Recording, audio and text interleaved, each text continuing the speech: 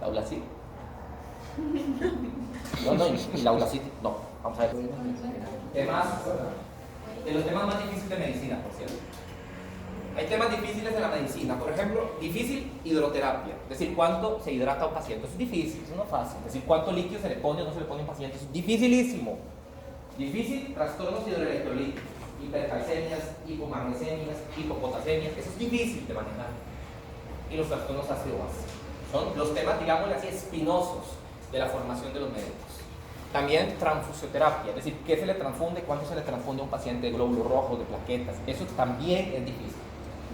Este tema es más difícil que de bióquímica, porque se debería ver en fisio respiratoria y se debería ver en fisio renal. Pero yo lo doy de una forma diferente. Y que, eso sí, no es aprendiéndose flechitas para arriba, flechitas para abajo, eso no pasa. Si ustedes creen saber ácido base por flechitas, no saben ácido base. Punto. Porque en la vida real, para uno es muy fácil que se le olvide para dónde va la flecha. Hay dos posibilidades. Entonces, si yo estoy ante una acidosis respiratoria y me digo, ¿y cómo era la flecha día para arriba y yo para abajo? Y no recuerdo nada, no logro hacer nada y quedo en ridículo. Entonces, vamos a estudiar de verdad el equilibrio ácido-base. Son las fuentes, son los objetivos de aprendizaje. Bien, nosotros tenemos un equilibrio entre la acidez y la alcalinidad en todo nuestro cuerpo, en todos los fluidos corporales. Dígame un fluido corporal. Líquido cefalorraquídeo. Muy bien, líquido cefalorraquídeo, tiene un pH establecido. Otro líquido. ¿Un fluido? ¿Es un fluido? La sangre, pero en sangre hay que diferenciar arterial y venoso. Tienen pH diferentes. Otro fluido, allá. Sudor, tiene un pH. Otro, la saliva, tiene un pH. Otro, orina, importantísimo, ¿verdad? La orina tiene un pH. Otro, Jugo gástrico. la secreción gástrica, llámale secreción. Sí, jugo suena como un jaicí, ¿verdad? Secreción gástrica. Ah, flujo vaginal. Semen. ¿Qué más? Las secreciones colónicas, ¿verdad? Las secreciones del colon, las secreciones del intestino. Ah, la bilis. ¿Qué más? Hay más fluidos todavía corporales. Las lágrimas, tienen un pH. Ajá. ¿Qué más? Las secreciones pancreáticas. Hoy lo acaba de decir. ¿Ah? La secreción gástrica. No digamos jugo. Jugo suena como ahí, como ese que me pusieron a alguien. ¿De quién era este jugo? Alguien me lo dejó aquí con un premio. Muchas gracias, pero no. Un residuo espumoso, fermentado. ¿Y el sistema linfático? La linfa, claro, la linfa, ¿verdad? El sistema linfático es otra cosa, pero la linfa tiene un pH. El humor vítreo de los ojos tiene un pH. El líquido peritoneal tiene un pH. El líquido pericárdico, el líquido pleural tiene un pH. Las secreciones nasales tienen un pH. ¿Qué? Es decir, hay un equilibrio ácido-base en todos los fluidos corporales, todos. Lo que vamos a estudiar es cómo se mantiene el equilibrio ácido-base en el principal fluido de nuestro cuerpo, que es la sangre arterial. Podríamos tener una clase de regulación del pH de la bilis, de la regulación del pH de las lágrimas. Podríamos tenerlo, pero no vamos a tenerlo. Mucho. Pero vamos a estudiar cómo se mantiene el pH de la sangre arterial. Porque el pH de la sangre arterial se altera muy fácilmente por cualquiera de estas cosas. Dichosamente, nosotros regulamos bastante bien el pH. Bueno, nosotros los pacientes sanos, los pacientes con problemas respiratorios o pacientes con problemas renales, les va a costar llevar a cabo esa regulación. ¿Por qué es importante entender este tema? Porque las alteraciones o desequilibrios ácido-base le llaman a la muerte. Porque lo que alteran es el transporte de iones, afectando principalmente la neurotransmisión y finalmente el sistema cardiovascular. Porque afectan la actividad enzimática, lo que les acabo de decir. Cada enzima tiene un pH óptimo de acción. Si el pH se acidifica o se alcaliniza, la actividad enzimática disminuye hacia ambos extremos. ¿Okay? Aquí tenemos varios ejemplos. La tialina de la saliva, la pepsina de las secreciones gástricas y la lipasa de las secreciones pancreáticas. Estas tres enzimas tienen pH de 7, pH de 2 y pH de 8,5 respectivamente. Si nosotros cambiamos el pH de las secreciones salivales, las secreciones gástricas o pancreáticas, la actividad de estas enzimas cambia. Si la actividad de estas enzimas cambia disminuyéndose, porque ojo, que hacia la alcalinidad o hacia la acidez disminuye, pues obviamente la función de esta enzima se disminuye, la de esta también y sucesivamente. También porque el pH determina la curva de disociación de la hemoglobina. Eso es fisiorespiratorio. Los que están llevando fisio, esto lo tienen que haber estudiado y entendido. Porque la curva de disociación de hemoglobina me dice cuánto oxígeno cede la hemoglobina dependiendo del pH arterial. Si el pH es bajo, 7.2, la curva de disociación se va a desplazar hacia el lado derecho. Mientras que si el pH es más bien alcalino, respecto al parámetro normal, la curva de disociación se va a ver más verticalizada hacia la izquierda. Y eso va a cambiar la cantidad de oxígeno que une la hemoglobina a nivel de cada uno de estos escenarios. También el pH regula o cambia la estructura de las proteínas, porque los cambios en el pH desnaturalizan a las proteínas, perdiendo la cuaternaria, la terciaria o secundaria. También porque el pH regula el crecimiento bacteriano en los fluidos que ustedes me han dicho. El ejemplo clásico y más importante de todos fue de las secreciones vaginales. El pH del flujo vaginal normal es más o menos de 3,5 a 4,5. Ese es el pH normal del flujo vaginal de una mujer en edad reproductiva que no padece de ningún trastorno hormonal. Cuando una mujer tiene la menstruación y la sangre se impregna con esa secreción, se alcaliniza el flujo vaginal y eso favorece que algunas bacterias que antes se encontraban detenidas porque estaba muy ácido el medio, ahora comiencen a proliferar. También pasa, por ejemplo, con las duchas vaginales. Cuando una mujer se practica duchas vaginales y cambia el pH, digamos, de la región vaginal, hay algunas bacterias que antes estaban detenidas porque había un ambiente ácido que ahora, al alcalinizarse, van a crecer. También lo podemos ver en la cavidad oral. La cavidad oral, la saliva, tiene un pH relativamente ácido y esa acidez mantiene al raya ciertas bacterias. En el momento que usted comienza a cambiar la acidez del medio oral, otras bacterias que antes no crecían ahora crecen. ¿Okay? Otra cosa que regula el pH es la excitabilidad neuronal. Cuánto neurotransmisor se libera a nivel de la hendidura sináptica. Y esas alteraciones pueden llevar al estado epiléptico, convulsivo o al estado comatoso. También la acidez de un medio puede regular el efecto farmacológico. La mayoría de los fármacos actúan sobre proteínas, sean enzimáticas, proteínas de transporte, proteínas de membrana. Cuando hay un cambio en el pH, por ejemplo, en un tejido infectado o infeccionado, el tejido se acidifica. Esa acidez comienza a generar destrucción de las proteínas que nosotros podemos ver cuando los tejidos se van poniendo más blandos, cuando se van descomponiendo. Eso es producto de la proteólisis, producto de la acidez del medio. Y resulta ser que los medicamentos, como los anestésicos locales, como la lidocaína, actúan sobre esas proteínas. Si esas proteínas están desnaturalizadas, ya perdieron su función. Por lo tanto, son ineficaces esos medicamentos. ¿Verdad? Por eso es que un paciente con una lesión así, aunque usted le infiltre un montón de lidocaína, el paciente va a seguir percibiendo todo, porque el blanco de acción del fármaco está desnaturalizado, ya perdió su función. Otra cosa que también regula el pH, vean el montón de efectos que tienen regulación con el pH. Es eso. Yo les había a ustedes explicado que la mayoría de proteínas se sintetiza de una forma inmadura, ¿verdad? Que tiene que sufrir una serie de procesos, dentro de los cuales hay pérdida de fragmentos de esa proteína. Eso se llama una modificación posttraduccional. Eso lo habíamos visto, que es la proteólisis. Algunas perdían el extremo amino, el extremo carboxilo, algunas perdían un pedazo de su estructura. Bueno, esos cambios ocurren por cambios en el pH. ¿Okay?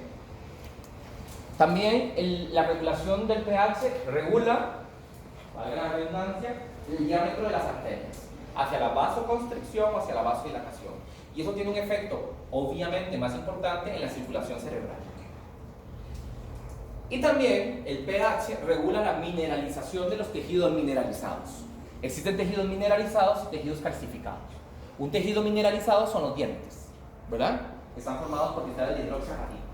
Cuando el pH de la cavidad oral cambia y desciende, los cristales de hidroxiapatita se comienzan a disolver en esa acidez y se generan las caries. El hueso es un tejido mineralizado calcificado. Ahí lo que tenemos son sales de carbonato cálcico. Entonces, igual, cuando un tejido está acidificado, o un medio como el plasma está acidificado, el calcio del hueso se comienza a disolver, porque recuerden que el calcio se une a un anión y el carbonato de calcio es una base. Entonces tiene sentido. Si yo tengo acidez y el carbonato de calcio es una base, pues entonces se libera más calcio para formar más carbonato de calcio para neutralizar esa acidez. Y por eso es que, por ejemplo, cuando una persona tiene una osteomielitis o una infección de tejidos blandos, el hueso se comienza a carcomer, porque la acidez de esa lesión infeccionada hace que la densidad mineral ósea del hueso de esa zona se comience a perder. ¿Okay? Muy importante. ¿Okay? Bien, nosotros los humanos tenemos mecanismos de regulación ácido-base dentro de las células, en el espacio intersticial y en el tejido o en el espacio plasmático. ¿Okay? En fisiología general, lo primero que uno debe estudiar son la distribución de los volúmenes corporales. Existen dos espacios celulares, el intracelular y el extracelular. El intracelular es el más importante, se llama LIC o líquido intracelular, y el espacio extracelular a su vez está formado por dos subespacios, que son el espacio intersticial, que sería el agua depositado en el alrededor de la célula, y está el espacio plasmático, que sería el agua dentro de los vasos sanguíneos, arteriales y venosos, ¿verdad? Porque la linfa es no inferior. La linfa es parte del intersticio de él. Bien, en un hombre de 70 kilogramos, de una contextura normal, el 40% son células y el 60% son fluidos. De ese 60%, 2/3 partes son del LIC, es decir, del líquido intracelular, y una sola tercera parte es del LEC, del flujo o el fluido extracelular. De ese, 1/3, 80% pertenece al intersticio y cerca del 20% pertenece al plasma. De hecho, ese volumen es lo que llamamos el volumen sanguíneo, que son 5 litros. En un varón de 70 kilogramos son cerca de 5 litros. Por ejemplo, en mi caso, que soy más alto, posiblemente la volemia mía, el líquido plasmático mío, no son 5 litros, posiblemente son 6 litros, porque soy más alto, tengo mayor volumen. En cambio, en un varón de 1,70 m, 70 kilogramos, posiblemente ande alrededor de los 5 litros. Nosotros no podemos medir, por lo menos con los métodos clínicos, el pH intracelular, no lo podemos medir. Nosotros tampoco podemos medir el pH intersticial, tampoco lo podemos medir, repito, a nivel clínico, a nivel de laboratorio sí. Pero lo que nosotros sí podemos medir es el pH del plasma. Ahora podemos medir el pH del plasma sanguíneo y el pH del plasma arterial, pero por una cuestión de homogenización medimos el pH plasmático de la sangre arterial. Bueno, esos serían los volúmenes. El LIC de un varón de 70 kilos son 25 litros, el LEC son 15 litros, el intersticio son 10 litros y el intravascular o el plasmático serían 5 litros. Bueno, la prueba que utilizamos para medir el pH arterial se llaman los gases arteriales. Se llaman gases arteriales porque aparte del pH nos van a decir otros valores: la cantidad de bicarbonato, la cantidad de oxígeno, la cantidad de CO2, la brecha aniónica, el exceso de base y el pH. ¿Okay? Esto es muy complicado de entender hoy, pero conforme ustedes vayan avanzando y lleguen a hacer gases arteriales, van a tener que enfrentarse a esos resultados. Es decir, no solamente es hacer una punción, que eso lo puede hacer cualquiera, sino es interpretar los resultados, que eso es lo que hace el médico, eso lo puede hacer cualquier persona.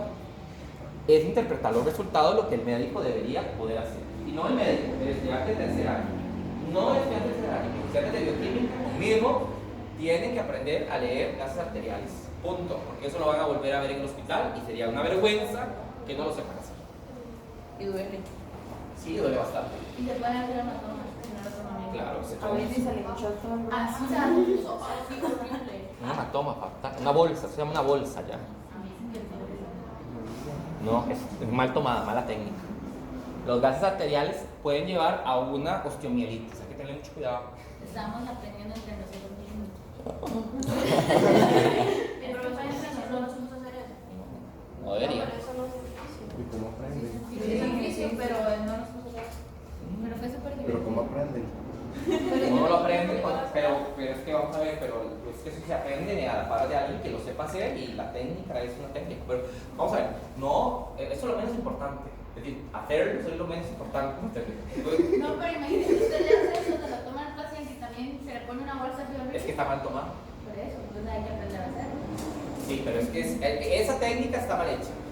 Y los gases arteriales no pueden generar bolsas, porque significa que usted metió una aguja muy mal y perforó el vaso. Y fue Christopher, pero. Y perforó el vaso, es decir, perforó una arteria. Eso es una cosa muy delicada. Nosotros somos. Fue el que se encargó, se recuerda 98. Él dijo eso, abril. Sí. Pero no debería hacerse. Nosotros lo repetimos para tomar. Debería hacerse en un simulador primero. Un brazo simulador. ¿Verdad? Un brazo de simulación. Y la técnica sería practicar ahí porque, como les digo, se puede generar una septicemia en el paciente. O sea, no es algo que están metiendo un ardillo en un vaso arterial. Bien, ya, punto. ¿Qué es un ácido? ¿Qué es una base? Eso es muy fácil. Un ácido es quien dona un protón, la base que lo recibe. Punto. Eso es lo único que ocupo que sepan. Nosotros no tenemos problemas con las bases, el problema lo tenemos con los ácidos, porque nuestro cuerpo, producto del metabolismo, produce un montón de ácidos que obviamente acidificarían el medio.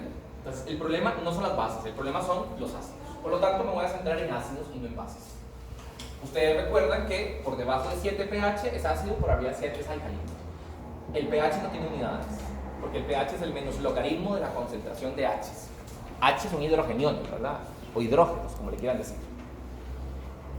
Ahí tenemos una escala, hay miles en internet, donde ponen el pH de los jugos, el pH de la comida, pero eso no importa.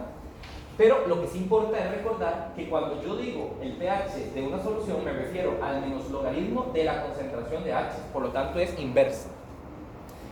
Cuando yo le pongo menos log a algo, significa que es lo opuesto, es decir, son inversamente proporcionales.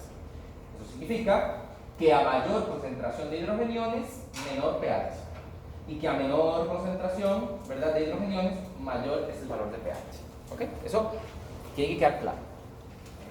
Ahora, ¿de dónde vienen esos H's? Bueno, esos H's vienen de los ácidos. Para eso existen los ácidos. Entonces, los ácidos donan esos H's a la solución. Entonces, cuando yo tengo un ácido como el ácido pirúvico dona su hidrogenión y se queda en piruvato. Y ese H es el H que vamos a medir en el pH. Repito, porque eso es importante. El H viene del ácido.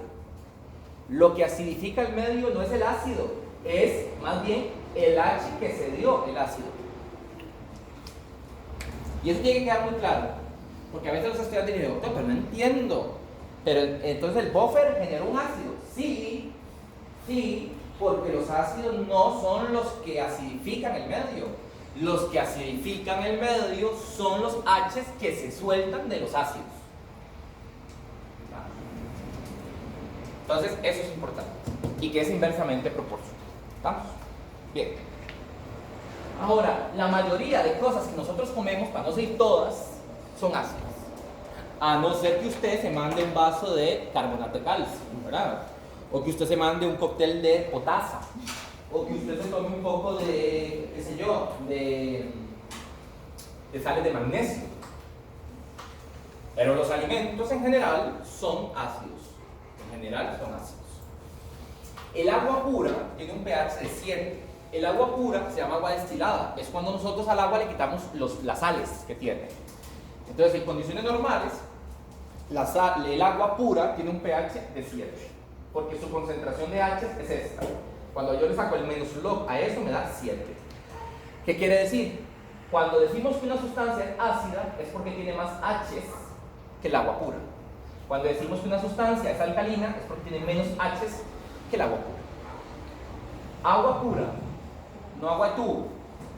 El agua de tubo puede tener lo que quieran, ¿verdad? Pero no es lo mismo agua de tubo que agua pura o destilada.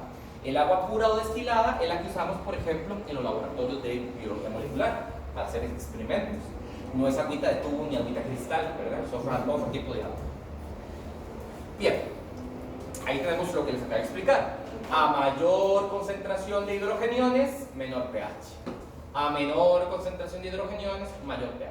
Y no me voy a meter con las bases porque vuelvo a repetir, en realidad no tenemos problemas con las bases, por lo menos a nivel fisiológico y bioquímico. Ahí tenemos entonces, ¿verdad?, los diferentes rangos de pH que tienen algunos secreciones colónicas, duodenales, estomacales, bilis, saliva, piel, digamos, piel, la superficie de la piel tiene un pH más o menos 5.5, sangre arterial y también la orina. Hay que saberlos, ¿verdad? Tal vez no tan específico los puntos, pero sí por más o menos los valores cercanos, porque eso puede cambiar dependiendo de la fuente, así que no les voy a pedir que se aprendan algo de memoria que varía dependiendo de la fuente, pero la variación es en las décimas, ¿verdad? No es en la unidad. ¿Okay? Sí quiero que este número se lo graben en la mente, porque la sangre arterial sí tiene un pH muy claro, que es de 7.35 a 7.45. Y esa es la que nos vamos a centrar a estudiar el día de hoy, la sangre arterial.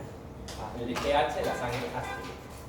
Como ustedes pueden ver, por ejemplo, la orina tiene un pH que va de 4 hasta 8 más o menos, la sangre, ya les acabo de decir, la piel un pH muy ácido, la saliva un pH relativamente ácido, la bilis más bien un poco alcalino, el estómago súper ácido, el duodeno intermedio y el colon más alcalino. Entonces vean que cada una de estas zonas del cuerpo, cada una de esas secreciones, dependiendo del tipo, tiene un pH diferente porque a ese pH las enzimas de ahí actúan. A eso. Sí, cada una de estas, por ejemplo, la secreción colónica, la secreción del colon, tienen un pH cercano a 8 porque las enzimas de ahí tienen un pH óptimo cercano a eso. Las enzimas salivales tienen un pH óptimo más o menos a esta función. Pero si yo le cambio el pH a estos zonas del cuerpo, pues también la actividad enzimática va a cambiar. ¿Okay? Bien, ahora, algo de química general. Los ácidos y las bases, pero repito, no me voy a meter con las bases tanto que no importan. Los ácidos tienen una clasificación dependiendo de su fuerza. Entonces van a haber ácidos muy fuertes y ácidos muy débiles o débiles. ¿Qué significa ser un ácido fuerte? Un ácido fuerte es el que puede donar con más facilidad su hidrogenión. Entonces puede liberar más fácil el H. Eso es fuerte. Si un ácido en solución acuosa libera todos sus H's, se llama ácido fuerte. Y tenemos solamente un ejemplo importante, que es el ácido clorhídrico del estómago. El ácido clorhídrico del estómago, cuando se vierte en una solución acuosa, todo ese ácido clorhídrico se va a convertir en H más cloruro, todo, el 100% de las moléculas. Eso es un ácido fuerte. Repito, un ácido que vertido en una solución acuosa como un beaker de agua destilada, el 100% de las moléculas de ácido se van a convertir a la forma de H, que es el hidrogenión, más el cloruro, que sería el anión, porque el cloruro tiene una carga negativa. Por eso lo ven en el beaker. El ácido, que lo vamos a representar con la letra HA, se disocia al 100% en H más el anión, cloruro en este caso. ¿Verdad? Bien. Con las bases ocurre lo mismo. Una base fuerte es aquella base que cuando se vierte en una solución acuosa, el 100% de las moléculas se van a disociar en el catión y en el grupo hidroxilo. ¿Okay? Por ejemplo, el NaOH, ¿verdad? El hidróxido de sodio sería, el 100% se van a convertir a hidroxilo y sodio. ¿Verdad? Pero repito, nosotros no tenemos problemas con las bases porque no las producimos, a no ser que alguien se manda un poco de potasa, ya ahí la cosa cambia. Cuando alguien se manda un poco de potasa para autoeliminarse, pues obviamente tenemos un problema de una alcalosis, porque está consumiendo una base, ¿verdad? Y fuerte, por cierto, también como el KOH. Bien, estos son los H's que yo necesito que ustedes le vayan poniendo el ojo. A esos H's son a los que tenemos que ponerle el ojo, porque si los ácidos liberan un montón de H's, al haber más H's, el pH baja. Y eso no puede pasar. Es decir, nosotros tenemos que tener mecanismos suficientemente buenos para que, aunque los ácidos hagan lo que los ácidos hacen, el pH no cambie. Y esos son los buffers. Y tenemos dos buffers principales: el buffer bicarbonato ácido carbónico, ¿verdad? Y el buffer de las hemoglobinas. Esos son los dos más importantes. Bien. Ahora, los que sí me importan muchísimo, porque son los que producimos nosotros diariamente, son los débiles. ¿Y qué sería un ácido débil? Un ácido débil sería el ácido que en una solución acuosa se disocia parcialmente. Es decir, suelta un H, pero no todas las moléculas del ácido. Vean el beaker. Aquí tenemos entonces una molécula de ácido que se ha vertido a un beaker y resulta ser que algunas moléculas del ácido quedan en forma de ácido, como estas 4, y otras, como esas 2, se han disociado, ¿verdad?, a la forma de el anión y el H. Eso es un ácido débil. Como dice la diapo, es un ácido que se disocia parcialmente. ¿Qué significa disociarse? Soltar el H. Esos son los más importantes, porque estos son los que nosotros producimos. Ya les voy a enseñar la lista. Nosotros producimos un montón, un tanat de estos ácidos.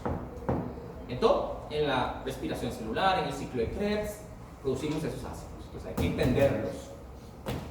Bien, ahora, cuando un ácido débil pierde su H, el ácido se convierte en una base conjugada. Veamos el caso del ácido pirúvico.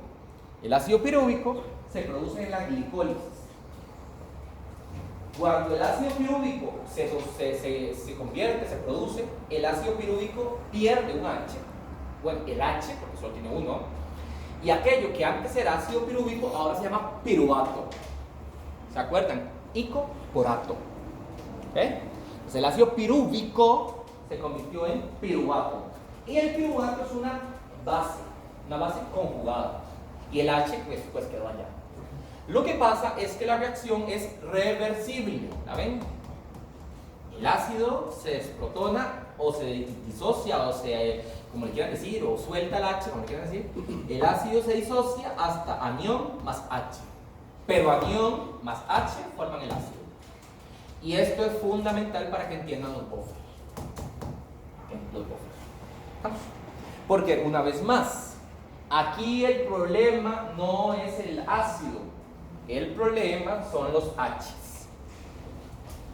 Ya vamos a ver cómo nuestro cuerpo elimina estos H's. Y en realidad es muy fácil, porque esos H's se eliminan a través de la respiración y a través de la orina. Pero ojo, no estoy diciendo que nosotros eliminemos H's. No, nosotros no botamos H's. Es un método para eliminarlos, ya vamos a ver cómo. Un método un poco complejo lo que yo acabo de decir. Es decir, nosotros eliminamos H's por la respiración, pero no eliminamos H's. Ya van a ver por qué. Nosotros entonces comemos ácidos, producimos ácidos y cuando nos enfermamos más ácidos. Comemos y todos los días. El ácido cítrico, por ejemplo. Es un ácido, los ácidos grasos, los aminoácidos son sustancias ácidas. Entonces, nosotros diariamente consumimos una enorme cantidad de ácidos. También producimos. Veámoslos aquí en la tabla, ¿qué les parece? Todos estos ácidos son ácidos producidos en nuestro cuerpo a partir de reacciones metabólicas que estudiaremos. El ácido carbónico, el ácido láctico, el pirúvico, el cítrico, el acetoacético, el hidroxibutírico, el acético, el fosfato de ácido y el amonio. Todos son especies ácidas. Todas producidas en nuestro metabolismo. Todas. Ahora, a veces hacemos modificaciones en nuestros hábitos de vida y eso también produce más ácidos. Por ejemplo, las dietas cetogénicas. Las dietas cetogénicas son dietas donde se disminuye la concentración de carbohidratos de la dieta. Normalmente de un 55 a un 60%, pero en las dietas cetogénicas va de un 5 a un 10. Cuando uno cambia la proporción de carbohidratos de la dieta, se comienzan a producir dos ácidos, que son el ácido beta-hidroxibutírico y el ácido acetoacético. Los dos se producen en el hígado, pero son ácidos débiles también. Y entonces cuando pierden el H, se convierten en la base beta-hidroxibutirato y acetoacetato. Y liberan los H. Y si estos H son muchos, ¿verdad? Por eso es que las dietas cetogénicas pueden llevar a acidosis metabólicas. Porque el ácido hidroxibutírico y el ácido acetoacético, al desprotonarse, al perder el H, ese H puede acidificar los huesos. Y ese es el principal riesgo de la dieta ceto. Hay que tener mucho cuidado. Ahora, volviendo a la tabla, y ya con esto vamos a ir terminando, por lo menos por hoy, para ya el sábado darle de lleno al asunto. Nosotros producimos una enorme cantidad de ácidos. De hecho, dice la literatura que si nosotros, digamos, paramos los buffers, como que le ponemos stop a los buffers, el pH de la sangre arterial sería menor a 1. Sí, imagínense. No sé si ustedes alguna vez han tenido contacto con el ácido batería. ¿Alguien ha tenido contacto con un ácido batería? El ácido batería tiene un pH de más o menos 2. quema como si fuera una cosa incandescente, quema los tejidos. El ácido clorhídrico del estómago tiene un pH cercano a 1, mucho más ácido. ¿Estamos? Entonces, nosotros en realidad, si no tuviéramos los mecanismos buffer que yo les explicaré, sería inviable. No seríamos capaces de subsistir. Por eso vamos a estudiar la respiración y el sistema renal. No me voy a meter con la excreción renal de hidrogeniones porque es un sistema de fisiología renal. De hecho, esa es una función de la aldosterona. En el sistema renina que tiene aldosterona. O sea, hay que verlo renal. Yo me voy a meter con los conceptos bioquímicos del proceso. Entonces, bueno, aquí tenemos entonces los ácidos que se producen. Aquí tenemos los aniones o las bases conjugadas, son muy fáciles, ¿verdad? En el ácido carbónico, bicarbonato, en el ácido láctico, lactato, en el pirúvico, piruvato, citrato, acetoacetato, beta-hidroxibutirato, acetato, monofosfato de hidrógeno, amoníaco. ¿Ok? Los ácidos, sus bases, y obviamente aquí habría que ponerle más H, ¿verdad? Se fue el H que soltaron. Bueno, y la columna que dice pKa, que siempre se les confunde a los estudiantes, que es el pKa, es muy fácil. pKa es el valor de pH al cual este ácido está disociado en 50% de las moléculas. Entonces, si yo les digo a ustedes que el ácido acetoacético tiene una pKa de 3,62, significa que en un beaker en el cual el pH del beaker sea 3,62, la mitad de las moléculas de ácido acetoacético van a quedar en forma de ácido acetoacético y la otra mitad van a quedar en la forma acetoacetato más H. Eso es la pKa. Repito, el valor del pH al cual los ácidos débiles se encuentran disociados en un 50%. ¿Okay? Y eso es muy importante que lo recuerden para más adelante. ¿Okay? Bien. Aquí tienen la fuente o el origen de cada uno de los ácidos. Si quieren se lo aprenden ya, pero lo vamos a estudiar en el curso. Todos los vamos a estudiar en el curso. Así que no hace falta que se aprendan esta memoria porque a lo largo del curso lo vamos a ir estudiando. Profesor, ¿hay que saber el valor de pKa o qué es el No, pKa? no, los valores no. Nunca yo les pongo a pagar, excepto en los valores de sangre de las cosas. Cuando veamos proteínas, cuando veamos ácido úrico, ahí sí les voy a exigir que se sepan el número. Pero no, estos valores no. Estos valores no tienen que saberlo. Tienen que saber la definición de pKa y su valor. Entonces, la pKa es el menos log de la Ka. Recuerden que todo lo que diga P y algo atrás es menos log de eso. Por ejemplo, pH es menos log de la concentración de H. pKa sería el menos log de la Ka. ¿Qué es Ka?